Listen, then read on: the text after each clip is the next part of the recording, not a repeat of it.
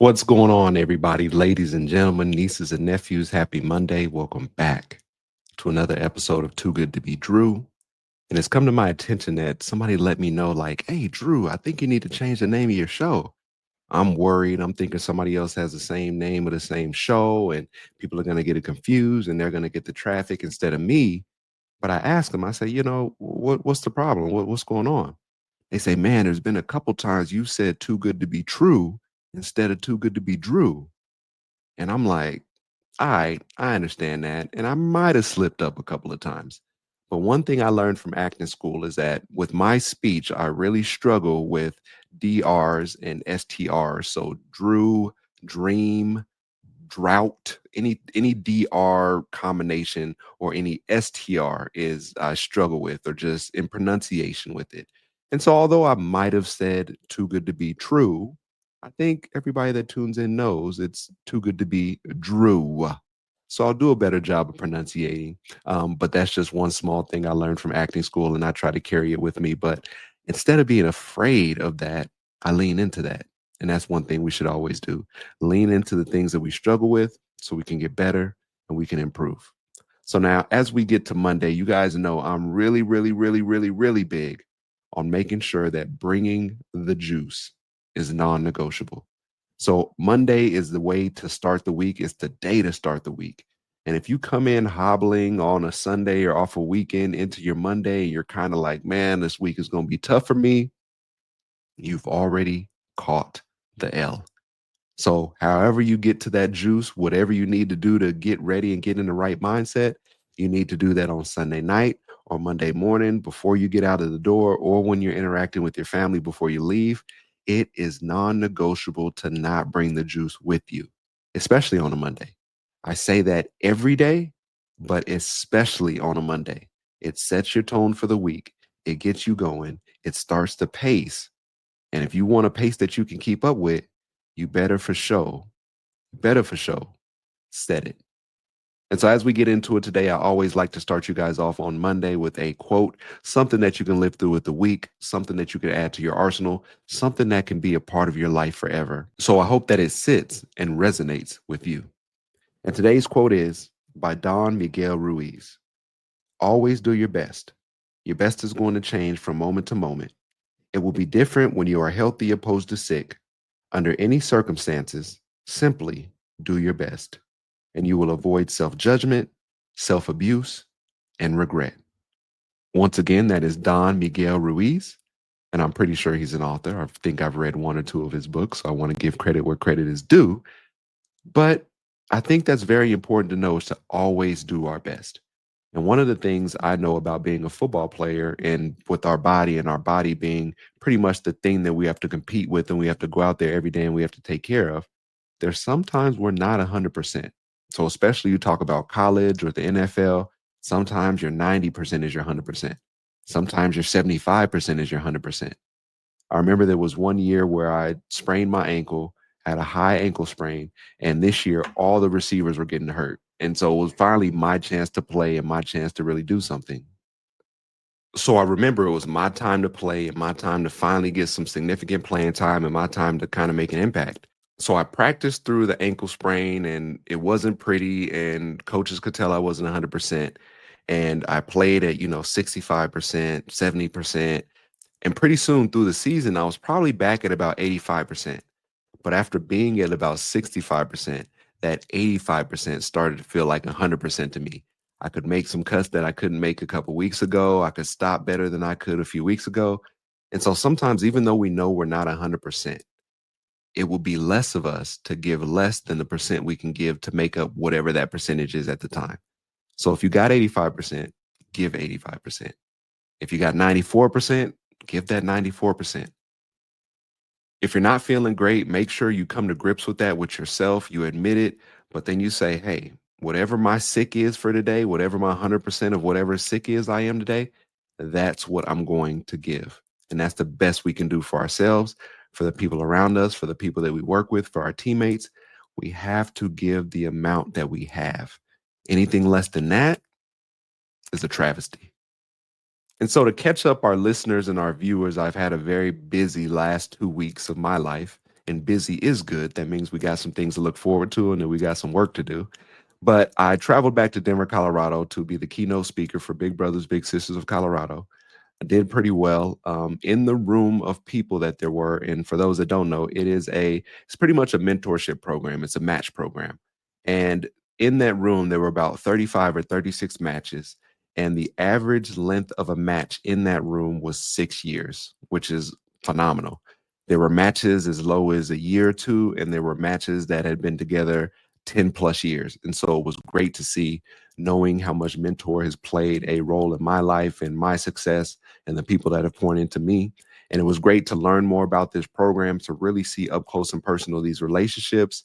The Big Brothers Big Sisters of Colorado staff, I want to thank you guys for hiring me and bringing me in. And hopefully my message was great for that period of time and for those graduates who are graduating from their match. But as we all know, that you're never really graduating, and you hope that relationship doesn't just end, which I know it won't, because there's some people in there that made some great connections. But those will be lifetime relationships and connections that they run with from that point on. So I was in Denver, got to do that, got to see my mom, my family, got to hang out with my mentor, my little sisters, my family. And then from there, I go from Denver back to LA and then go straight from LAX right to Biola University, where we are having a camp, which is a Christ and Youth Camp, CIY, where I am the group leader for 10th grade at my church. And we took a bunch, I don't even know how many we took. We took a lot of our high school kids to this camp. And we just had a great time enjoying some fellowship, some service, playing some games, building some stronger relationships between themselves and us and the kids, and then also between us and God and the many, many things we did on campus there. And so this was my very first experience with a church camp. Now, I want to rewind and go back to high school. I remember being in high school, and I remember Young Life coming into our school. And I remember they would bring pizza. I don't recall if it was on a Thursday or a Friday, but I remember it vividly because when they started coming to our school, I remember, if you're in high school, my parents used to give me money for lunch. And you know how you do in high school. That first day you balling. So Monday you might go and splurge a little bit on some stuff you ain't supposed to go splurge on. Tuesday you might still eat a little modestly. Wednesday, grub a little bit more.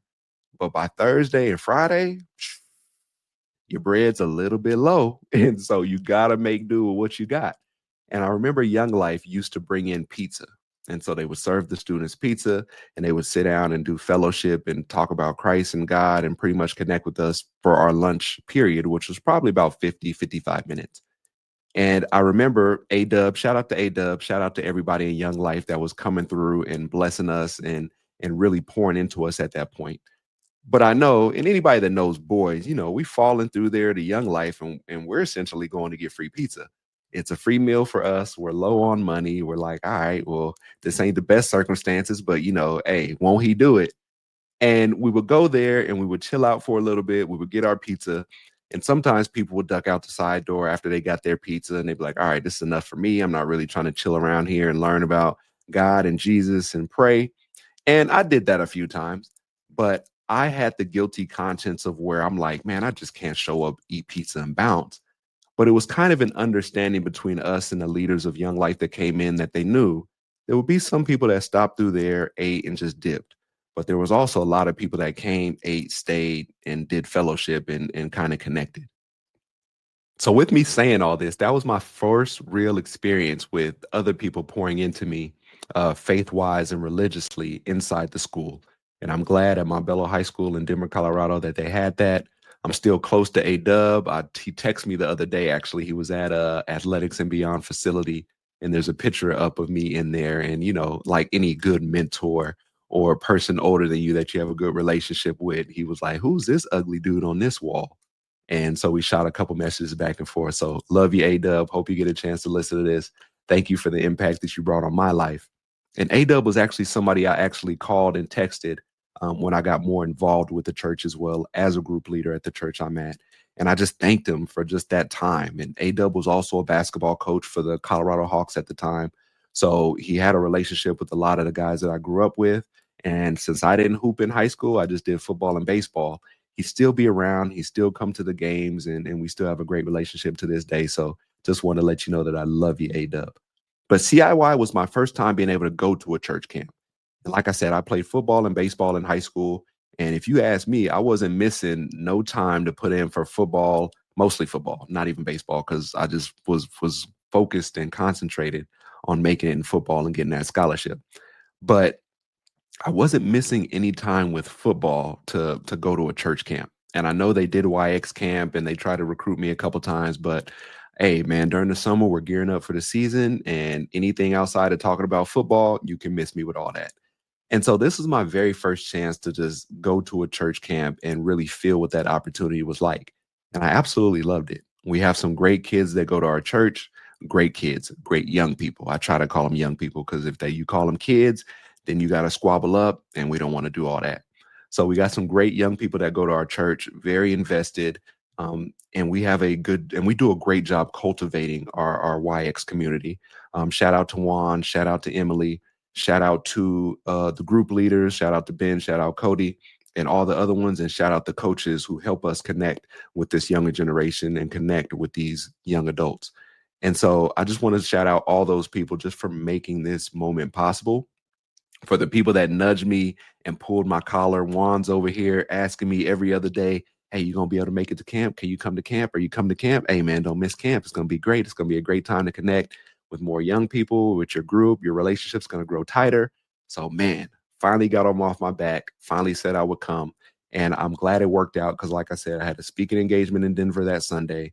They left to go to camp that Sunday, and I traveled back to LA on Monday, went straight from LAX to the university campus and got right involved. And so it was definitely a great, great time. And I'm glad I didn't miss it. And it was just so funny to me that everybody kept asking, people heard about camp, and I said, yeah, we're taking our high schoolers here. And I don't know the exact number of people we had, but in my group, we had close to 20 people.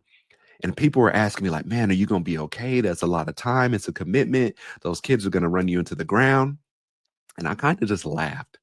I laughed because I'm like, yo, I played college football. I played NFL football. I was director of player development at UCLA, where we have 100 plus players. So training camp and fall camp is very similar to what this church camp was. Fall camp with football and training camp, you're getting up as early as 5:30, 6 a.m. And then you're not going to sleep until, 10:30, 11 a.m. And that's after a day full of film, weightlifting, working out, practice, and all the meals in between, some naps here and there. But this is pretty much 3 weeks to a month of fall camp getting ready for the season. And what it is, it's a time to build camaraderie, what it was in the football and the athletic world. It was a time to be fully immersed in football. It was just time to focus and to know that the season was right around the corner. And church camp was kind of like the same thing. Now, I might be 36 years old. I'm not the young spring chicken that I used to be, but I can keep up. And also, what I do a lot is I just steal time. And what I mean by steal time is I don't have to be out there playing basketball with you or running around and doing everything that you're doing, but mentally, I'm there and I'm seeing you, I'm watching you, I'm listening to the conversations. I'm pretty much just being a fly on the wall. And so we had a lot of young men with a lot of energy. We had some people that slept in on certain days. I'm not going to say any names. We had people that we had to kind of chase down and give a nudge to. But most of all these young adults and these young men are really, really good men. And I want to take the time to say that because this younger generation also gets a bad rap sometimes, that they're lazy, that they don't listen, that they're hard headed. And just to let you know, the generation before us used to say that about us too. So, and look where we are, we're doing pretty well. So, with saying all that, this church experience is one of the best experiences that I've had this year. I'm glad I'm more involved in the church.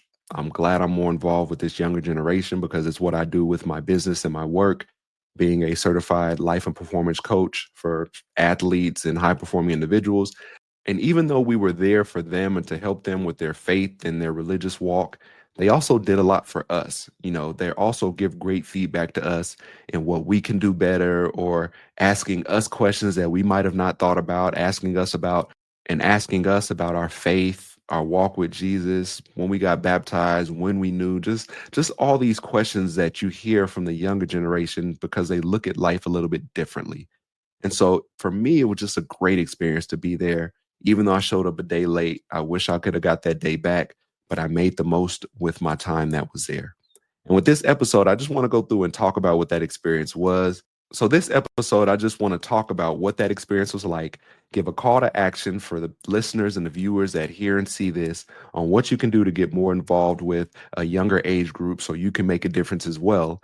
And also so you can continue your religious and spiritual journey in whatever your belief is, but where you can grow deeper in that and also affect some other people. And I wouldn't be me if I didn't start out by the crazy games that these dudes and these young ladies are playing. So, first of all, there was this game called Moose. Now, if you know me, I need to know the rules of the game because I'm going to use the rules to my advantage. I need to know, what you can do, what you can't do, what's legal, what's illegal. I need to know all that stuff. I need all the parameters of the game laid out in front of me right away. So if you know high school and young people, they won't give you the parameters of the whole game. They'll give you that small snippet that you think you need to know. So there's this game called Moose. So if someone says your name and you look at them, they'll have their both thumbs in their ears with their hands spread, I guess, like a moose. I guess that's what the game is called. And if you look at them and you make eye contact, you have to get on all fours and scream out, Moose, yell out moose per se. I won't do that to you guys on this podcast. Don't worry. And so you have to do that. The only way for you to not have to do that is if you don't look at them or if you put a circle around your eye before you look at them and that cancels it out. I think it's crazy because there's no way for you to reverse it on them so that they have to be more protective if you do it. So we went through that whole spiel, and the first couple of days they were getting me, and I had to learn either not to look at them and to answer, or I had to learn to be quick on my feet. So the whole time we're doing this, and it wasn't told to me that you have to do it right away. It's just that you had to do it. So there's times I'm carrying a tray full of food and someone gets me, and I had on my shades, so you couldn't really tell if I'm looking at you. But by day 2 or 3, I was locked in and I started getting them. But it was so funny because later in the week, we had been doing this in the lunchroom the whole time. And there's young men yelling it super duper loud to the point where there's other campers that are like, what are these guys doing? Like, this is crazy. But at one point, there was this black lunch lady. And now I say black lunch lady because the people that are hearing this know black ladies, they don't play. They do not play. So at a certain point in time, the black lunch lady comes up to our group of kids after we had screamed it a couple times. And she said, I don't know what y'all doing, but I'm gonna let y'all know that it's done. Y'all are disturbing people. I know it's all fun and games, blah, blah, blah, blah, but it stops now. And I will get the campus police. But today is the last day. And right now is the last time y'all are doing it. And when a black woman speaks, you listen. So that was the last time our students did that. They were respectful about it, which I appreciate for them. They handled direction really, really well.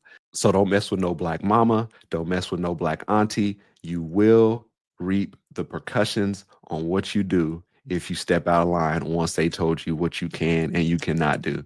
So shout out to our students once again. And that happened on I think the last day. So we had already been doing this for 4 or 5 days and it finally came to a stop. The second game was called Double Tap. So if you have a drink, and I have a cup of tea right here next to me, if you had a drink and you take a drink from your drink and you set it down on the table, you have to tap it twice. You have to tap it twice. Now, if you don't tap it twice, you have to finish the rest or chug the rest of the drink. And if the drink is empty, then you have to go fill it up and chug the rest of the drink then. Cool, no problem.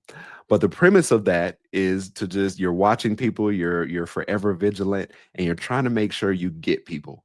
And so it's you have to be locked in cerebrally, like really, like you have to be locked in.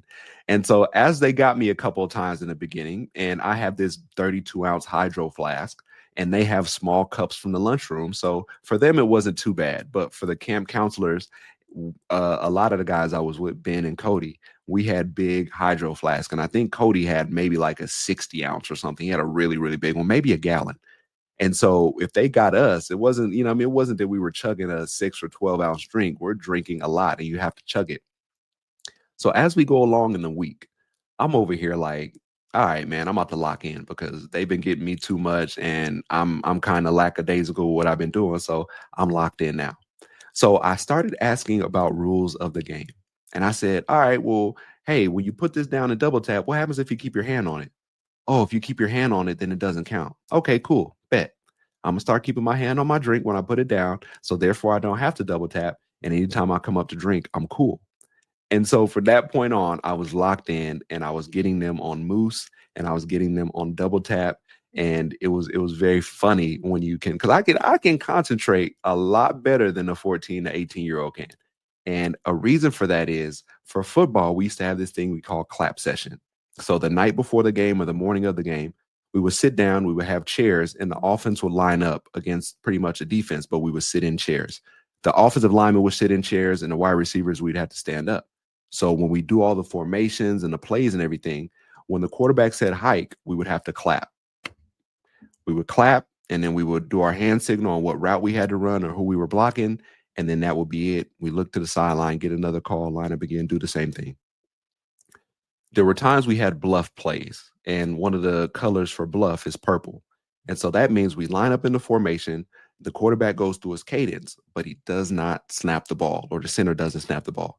So he goes through the same cadence. He's trying to get the ball. He says hike, but nobody moves. And so this time we do not clap. And that's how we were able to clock in. Like that's how we knew how ready we were for the game. And that's what Coach Kelly told us. That's when he knew we were ready. And so a little twist that I started putting into it is even though there was no play and we would not clap, I would still make the motion to clap. I just wouldn't clap my hands together. And pretty soon I looked up and a few of my other teammates were doing it. And that's how I knew who was more locked in. There were some people that were like, all right, there's no play here, so we're not going to clap, so don't even move. But even more than that, I wanted to let people know I was more locked in. So I would go to clap, but I would do it and I would hesitate and I would stop and then look up and get the next play.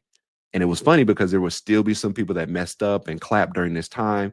Or if you were standing next to somebody and they went for the motion to clap but stopped, you couldn't help but clap because everybody in the room clapped in unison. So we knew we were on the same page. That's one reason when it was time to lock in on Moose and Double Tap, I was able to do it better than anybody else for the next 30 minutes, an hour. I wouldn't say the rest of the day, but from the time I walked into that lunchroom and I let them know, I said, y'all in trouble now. I done figured it out. I done unlocked Pandora's box. That's the fun that we got to have during this whole church segment. So those are speaking of the meals. But like I said, there's no shortage of fun being around some 10th graders or honestly ninth to 12th graders. And there's no shortage of fun. There's no shortage of games. There's no shortage of clowning, no shortage of energy, unless you're talking about early in the morning where they've gone to sleep at 3, 4 o'clock in the morning. But I just want to talk to you guys about what the day looked like on a day-to-day basis. And in the morning, we had breakfast and it switched off what time we went because there were other schools there as well or other churches. Then we'd have, let's say we had breakfast anytime from like 7:30 to 9. Then we'd have worship or we have service from about 9 to about 10:15. Then we'd have small groups for about an hour, hour and a half, break for lunch. Then we had activities from about 1 to about 4 p.m. And they did a really good job. The staff and the church did a really good job with making sure that there were activities to do every day. We had a free day built in there at some point, but all the children, all the young people had to do was sign up, and there were things as far as Mario Kart racing. There was a talent show, and honestly, there was no shortage of things to do throughout the week or through that break from about 1 o'clock to about 4:30. And even we did things with them. We went to the water park. We went to the beach. We had a free day one day. There was a volleyball tournament. There was a dodgeball tournament. There was a talent show. There was Mario Kart. And there was just all this stuff built in between. And students could sign up for what they wanted to go to. And a lot of people signed up for everything. And some people just chilled with their friends and their homies. And that was cool too. But throughout all these things, you could see what people kind of gravitated towards. So they would do that from 1 to 4. Then they would have dinner around 5. And then we'd have turn around for another service at about 6:37. Then we would break into small groups or into our church group after that. And then we would have bed check at about 11:30. They had to be in their dorm, in their room by 11:30. And that's when we get back to the dorms. So it sounds very similar to a fall camp or training camp day for me. Now, with training camp and fall camp, there was a lot more exertion with practice, with hour and a half, 2 hour practices in 100 or 95-degree heat in full pads, scrimmaging against each other, just all that kind of stuff. Maybe a day off every 3 to 4 to 5 days, but that's what it was like for fall camp. So for me, walking into this camp, I was prepared based upon what my past experience was with athletes and being an athlete. And there were times I went back to the room and I took a nap, and then there were times I just stayed up and stayed outside and read and watched some of our students play hacky sack or hit a volleyball or do some henna under some trees in the grass. And there was just all this bonding and all this time spent together, which it was really, really lovely to see. Something that also prepared me to be around them was just my time as director of player development at UCLA. And I talk to people all the time about stealing time. And what stealing time is basically those little pockets of time that you don't really account for or that you don't really think are important. Those times of, sitting down and eating at training table or at a meal. Those times walking to and from a dorm. Those times walking to, from the dining area to church service. The time from church service walking to small groups. The time that you're walking, have to walk a student to the bathroom because they cannot go by themselves and they have to go in groups of three. Or just even times where you just look up and you're walking next to somebody and you just ask a couple questions to learn more about the young man or just ask about his camp experience. And I say stealing time because it's those moments we get that deeper connection where we get to learn more about somebody. And it's not that it's sitting down in an interview type style questioning, but it's more so a more relaxed environment where you can pretty much kind of catch somebody's guard down, or you can just be you and just ask a question about what they're wearing, what they were writing in, an answer that they had in small groups, or for them sharing in small groups, reaffirming them and saying, "Hey, I appreciate you sharing. I appreciate you opening up a little bit more. Let me know if you need any more help." So I say the term stealing time because that is an easy way I found at UCLA to learn more about our players. That was the time I learned to ask about their favorite movie, about, how many brothers and sisters they had, about what their favorite class was, about, them changing positions and how they feel, what coach they like most on the staff, what the previous coaching staff was like, what they like about what we do, what we don't do, just all those questions like that. I took that same mentality and brought it with me as a group leader to kind of build a deeper connection, but more so just to connect. And some of the information I will use later down the road or ask them a question, and I'm pretty sure they'll be shocked that I even remembered. But that's what building relationships is like. That's what being a person in a position where you can make a difference in a young person's life. Those are the small instances that make a big, big difference. And it was interesting because a lot of the guys that are in my 10th grade group, they play sports of some sort. We had a lot of hockey players, we had some basketball players, we had some football players, and I connect really well with athletes. And it was just so funny because at camp, word of mouth and rumors spread like wildfire. But as I showed up late, I'm pretty sure some of the kids started talking about me. And it came out that, like, oh, yeah, he played college football, he played professional football. And so I remember within the span of like 2 or 3 hours, I had about 10 guys come up to me creating conversation. And finally, they're like, "Hey, yo, so hey, I hear, do you play in the NFL? Okay. All right. Who'd you play for? Okay. What position did you play? All right, that's cool. That's cool." And I can see the kind of respect building in them. Like, okay, this dude has played at a high level. This dude has been a college athlete. This dude has been a professional athlete. These are the same levels that I want to get to. And I would just smile because I thought it was funny. And sometimes the campers weren't even in my group, in my 10th grade group or with our church, but they had just heard something and they came to me maybe for some advice or just to talk a little bit. And I thought that was one of the funniest things that, like, even though it was 10 years ago that I played, it's no less that I played on that level, and they respect that and they acknowledge that. And so I wanted to just say I noticed that, and it was very funny to me to just nonchalantly say it every time because they kind of come and they do some small talk and then they build into the question, and I just be like, "Yeah, I played." And they were just so amazed and they were so appreciative. So once again, shout out to all my 10th grade boys. Love you guys to death. I'm glad we got to build a better relationship, and I hope you got to know me better. I'm happy you shared so much at camp like you did, and that you opened up and you got a better relationship or better understanding of faith and God and your religious walk. And I hope that you just continue on that path and you continue to push forward in a lot of things you do. Stay tuned this week for part two of my CIY camp breakdown, where I go into more depth, talking about some speakers that we had and some lessons that we learned during camp, and also just some more of my observations of our young people at church and things that we're doing and things that you can do to get more involved as well. And so as we wind down for this episode, I always try to give you guys something to take with you. And I also have one question to answer as well. But right now, I'm currently reading a book called Leveling Up by Ryan Lee. It is a great read so far. I'm about one third of the way through. And I always try to bring things to give to my clients or my listeners and my viewers. And one thing that Ryan Leake said in this, he said, the people that want to be really good at something aren't afraid to get feedback from other people, and they don't take it too seriously. And they said, in order for you to get great feedback, you need to go to people you trust that will tell you the truth on if you ask something. And so I read that today, early this morning. And one thing that I got is I went through my phone and I picked about 5 or 6 people. He says pick 3 to 5. I picked 5 or 6 people. And I'm actually going to send the message here really soon. And he said, pick 3 to 5 people and simply ask them, how can I get better? And he said, don't listen to the people that let you know you're already great, man. Keep doing what you're doing. You're on the right track.